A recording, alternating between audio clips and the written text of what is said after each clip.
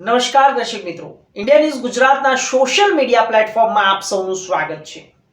દર્શક મિત્રો, કહેવાય છે કે સફળતા મળી જાય તો તેને પચાવી બહુ અઘરી છે, પરંતુ અહીંયા કંઈક ઉલટું થઈ ગયું।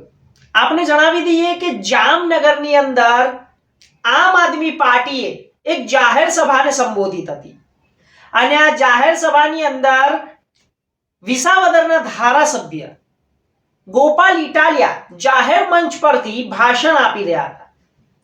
દર્શક મિત્રો, જાહેર સભાની અંદર ગોપાલ ઇટાલિયા ભાષણ આપી રહ્યા હતા તે વખતે એક વ્યક્તિ અચાનક જ તેમના મંચ પાસે પહોંચી જાય છે અને હાથમાં જૂતું લઈને તેમના ઉપર છૂટો ઘા કરે છે।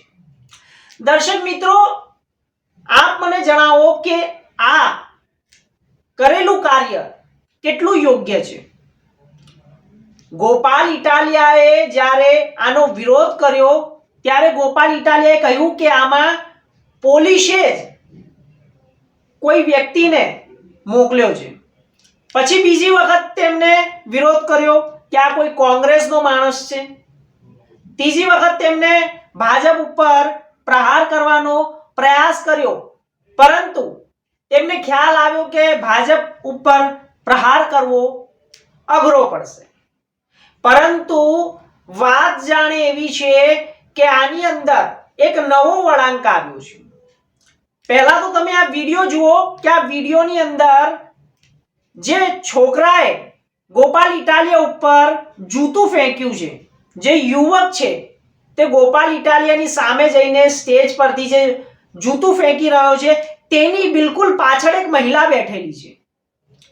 મહિલા જ્યારે આ બધી ઘટનાને જોતી હતી તરત જ તે સ્ટેજ ઉપરથી દોડીને તે યુવક પાસે પહોંચી ગઈ અને તેને મારવા માંડી।